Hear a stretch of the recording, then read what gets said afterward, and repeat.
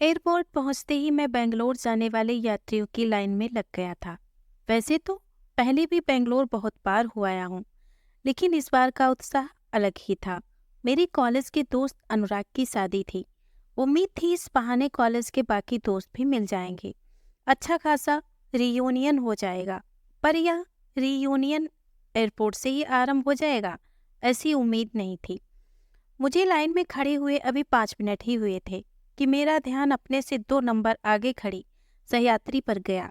लंबे बाल, लंबा कद, गोरी बाहों वाली वह लड़की पीछे से बिल्कुल अंकिता लग रही थी। अंकिता मेरी कॉलेज की सहपाठी, मेरी एक्स गर्लफ्रेंड, हो न हो या भी जरूर शादी में ही शामिल होने जा रही होगी।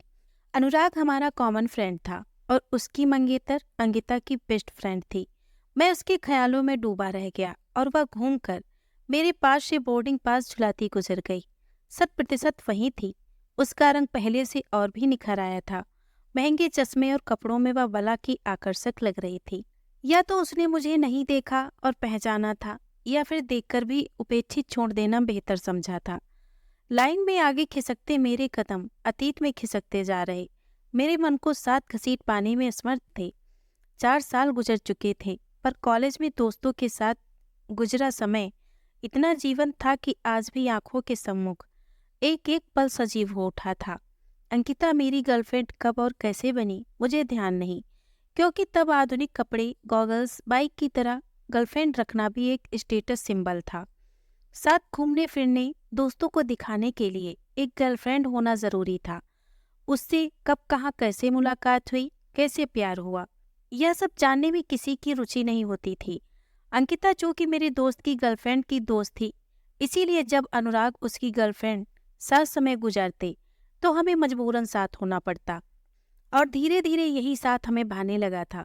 जैसा कि लड़कियां स्वभाव से ही बेहद संवेदनशील होती हैं, अंकिता हमारे रिश्ते को लेकर गंभीर होती चली गई, जबकि मैं इसे मौज मस्ती का जरिया ही मानता रहा। ग्रेजुएशन खत्म हुआ, सबका प्लेसमेंट हो गया, और देखते ही देखते फेयरवेल का वक्त भी आ गया। एक प्ले में वह पारो और मैं देवदास का रोल कर रहा था। रिहर्सल में हमारा अधिकांश वक्त साथ गुजरता था। ऐसे ही विश्रांति के कुछ क्षणों में अंकिता थोड़ी भावुक हो उठी। हम लोगों के बिछड़ने का काउंटडाउन शुरू हो गया है। फेयरवेल के बाद सब अलग अलग हो जाएंगे, तुम कहीं, मैं कहीं। मैं उनींदा सा बोला। वैसे भविष्य को लेकर तुम्हारी क्या योजनाएं हैं? एक बार तो जॉब ही ज्वाइन करूंगा, थोड़ा अनुभव हो जाए, फिर तो एमएस या एमबीए ट्राई करूंगा। हो सकता है विदेश भी चला जाऊं, ऊंची डिग्री लेकर ऊंचे पैकेज वाली नौकरी ज्वाइन करूंगा।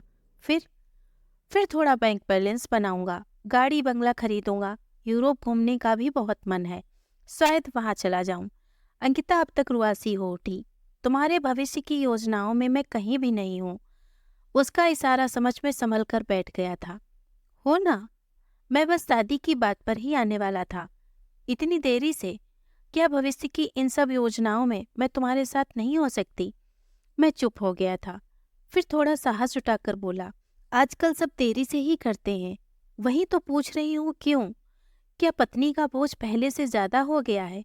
नहीं, बल्कि वह तो आर्थिक रूप से और भी आत्मनिर्भर होकर पति का बोझ बांटने लगी है।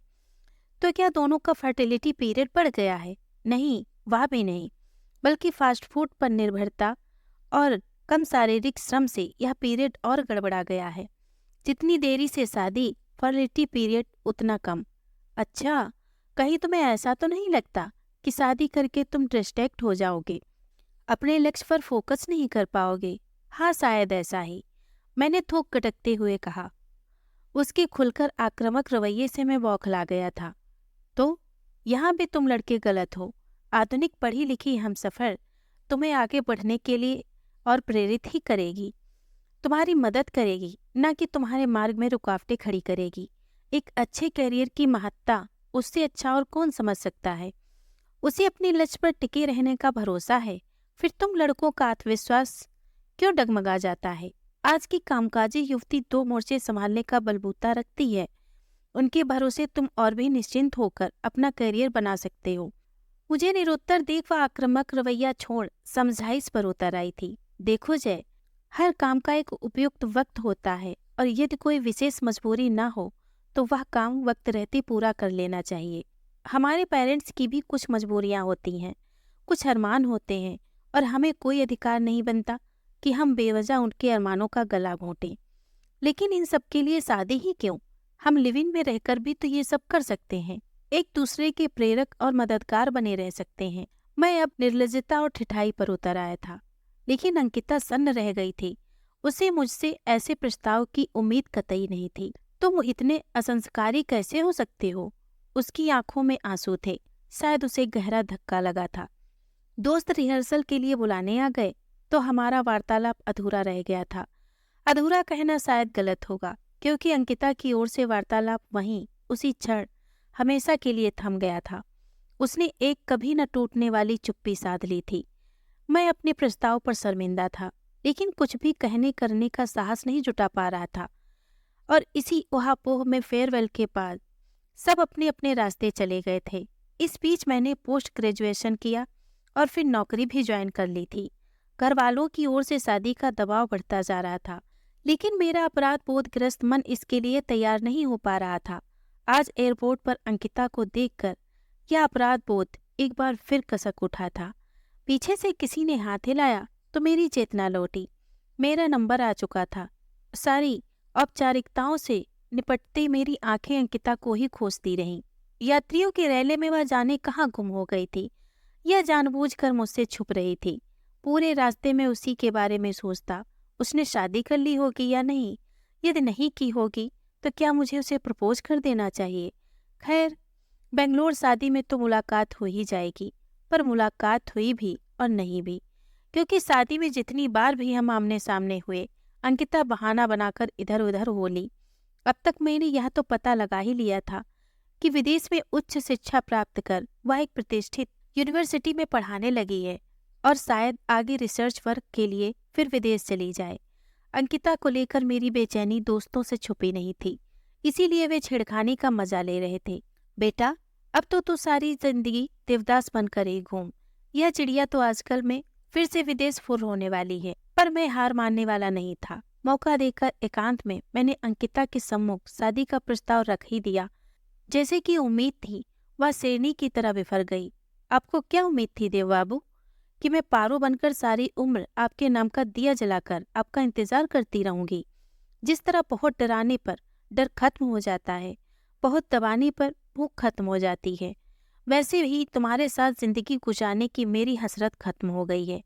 प्यार का फूल मेरी जिंदगी की डाली से झड़ चुका है और झड़े हुए फूल कभी वापस नहीं खिलते। मैं रिसर्च के लिए विदेश जा रही हूँ। मैं उसे उसी के शब्द की हमारी शादी उसके करियर में बाधक नहीं वरन साधक ही सिद्ध होगी कहकर रोक लेना चाहता था, पर नहीं कर सका। अगले दिन रवानगी के वक्त अंकिता नजर नहीं आई तो मैंने उसकी सहेलियों से पूछा, अरे तुम्हें पता नहीं, वह तो रात की फ्लाइट से ही निकल गई। उसके पापा को दिल का दौरा पड़ा था। दिल्ली एयरपोर्ट पर उतरने तक मैं एक महत्वपूर्ण निर्णय ले चुका था। डाली से झड़ चुका फूल तो दोबारा नहीं खिल सकता, पर यदि जड़ रूपी इच्छा शक्ति मजबूत हो तो नए फूल तो खिलाए जा सकते हैं। मैंने एयरपोर्ट से ही मम्मी को अपने लौट आने की सूचना दी और साथ यह भी बता दिया कि एक अति आवश्यक कार्यवश मैं अभी 4-5 दिन घर नहीं आ पाऊंगा। बिना किसी पूर्व सूचना के मैं हॉस्पिटल पहुंच गया और सारी जिम्मेदारियां ऐसे संभाल ली मानो यह सब करना मेरा हक है। शोकाकुल अंकिता और उसकी माँ कुछ भी बोलने समझने की स्थिति में नहीं थे। दोनों बस कठपुतली की तरह डॉक्टर के निर्देशों का पालन मात्र कर रही थी। मैं नहीं जानता अंकिता ने अपनी माँ को मेरा क्या परिचय दिया, पर वे भी अधिकार भाव से बेटा मानकर मेरी सेवाएं लेने लगी थी। मैं निस्संदेह इससे प्रसन्न ही था। तीसरे दिन तक अंकल की तबीयत काफी संभल चुकी थी। उन्हें कॉटेज में शिफ्ट कर दिया गया। अंकिता ने मुझे जबरन घर भेज दिया। चिंतित मम्मी पापा को मैंने सब बता दिया। उन्होंने मुझे हौसला बंधाया। मैं शाम तक तरोताजा होकर फिर से हॉस्पिटल पहुंच गया था। 3 सदस्यों का पूरा परिवार किसी गहन विचार विमर्श में उलझा हुआ था। अंकिता ने उन्हें शायद मेरे बारे में सब कुछ बता दिया था, क्योंकि दोनों की नज़रों में मेरे लिए सम्मान और कृतज्ञता के भाव थे। बेटा, अब तो तुम ही इसे मना सकते हो। अगले सप्ताह इसी रिसर्च के लिए विदेश रवाना होना है।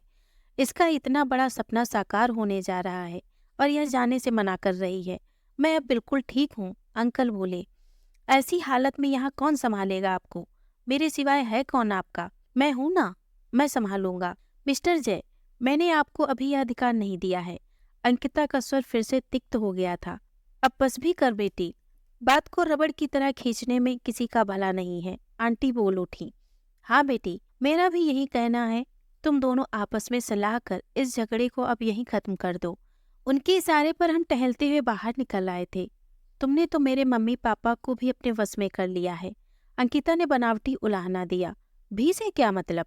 अंकिता शर्मा गई तो अपनी जीत पर मेरा चेहरा प्रसन्नता से खिल उठा।